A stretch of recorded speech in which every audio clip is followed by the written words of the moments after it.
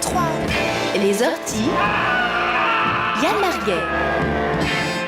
Les orties, c'est désagréable, mais c'est pas méchant, mais c'est désagréable. Et c'est tous les jeudis avec Yann Marguet. Et oui, Franck, et mardi, la ville de Genève a lancé une campagne contre l'homophobie et la transphobie intitulée « Les mots pour le dire ». Et je crois que le moment est aussi venu pour les orties de s'intéresser à ces empêcheurs de baiser en rond, en cercle ou même en quinconce que sont les homophobes. Alors, je peux pas vous promettre, vous me connaissez pour ma part, d'avoir forcément les mots pour le dire, mais je peux ni plus ni moins vous proposer déjà une définition. Les homophobes, ils aiment pas les tavioles. Ils trouvent ça deck. Les homophobes, ils tolèrent déjà plus les lesbos. Les laisses. Parce que bon, dans les films, quand le mec il arrive, au bout d'un moment, il résiste quand même pas à le sucer. Les homophobes, ils aiment pas quand il y a des pissoirs de libre, mais que tu viens à celui à côté d'eux. Il y a problème, ou bien regardez ma queue. Les homophobes, ils disent, ça fait quand même un peu chier qu'il soit gay, celui-là là, qui fait Barney dans Hawaii Met. Les homophobes, ce ne sont pas que des gros cons, ce sont aussi des grosses connes qui disent « Et voilà alors Benoît, finalement, vous avez décidé de devenir homosexuel à quel âge ?» Les homophobes, ils savent même pas écrire PD correctement. Les homophobes, ils humilient, ils insultent, ils frappent, ils défilent dans la rue, ils renient leurs propres enfants. Mais qu'est-ce qu'ils seront heureux au paradis? Les homophobes, ils ont peur. C'est dans leur nom, ils ont la phobie des homos. Mais bon, excuse-moi de prendre leur défense sur ce coup, Franck, mais tu aurais peut-être peur, toi aussi, si tout le monde cherchait à tout prix à t'enculer. Bah oui, parce que les homos, c'est ça, ils passent qu'enculés après ça. Bon. Surtout les gens qui les aiment pas, c'est bien connu, c'est comme les chiens méchants. Plus t'as peur, plus ils aboient, les PD, plus t'as peur, plus ils t'enculent. Qui ne s'est jamais fait sodomiser une fois ou l'autre dans la rue en refaisant ses lacets, moi, ça m'est arrivé pas plus tard que dimanche. Tu sais où? Non. À la caissette à journaux. Je baisse ma garde 2 secondes pour attraper le journal et bim, en plein dans le jack, à travers le futal, évidemment.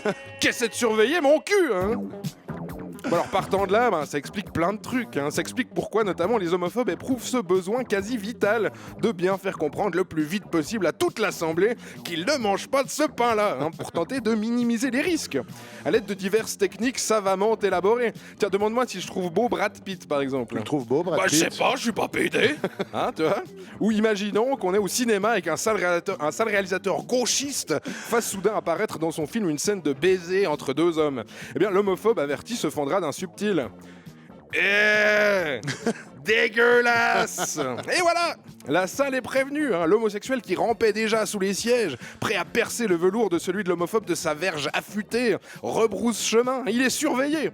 Sans compter sur le fait que les femmes, à ces mots, se mettent à produire une quantité de cyprine impressionnante devant tant de virilité. Avec ça, c'est sûr, il va ramener. Bien joué l'homophobe.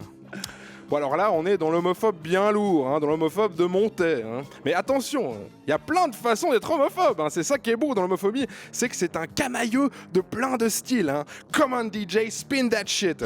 Le style institutionnel par exemple, comme l'OMS, qui a retiré l'homosexualité du catalogue des maladies en 1992. Mais quelle générosité. Le style franc mais tolérant. Moi j'ai rien contre les PD, Bah oui, c'est-à-dire que si, en fait. C'est déjà raté, là. Le style papa viril. Écoute, j'ai entendu mon fils chanter dans sa chambre l'autre jour. Tu crois qu'il pourrait être... Le style j'ai un ami gay, celui qui raconte des histoires comme ça. Tu sais, j'étais avec un pote l'autre jour au restaurant, puis... Bon, tu sais, il est gay, Et puis on commande à manger, puis c'était très bon. Ah bah oui, t'es à l'aise, ça se ressent, ouais.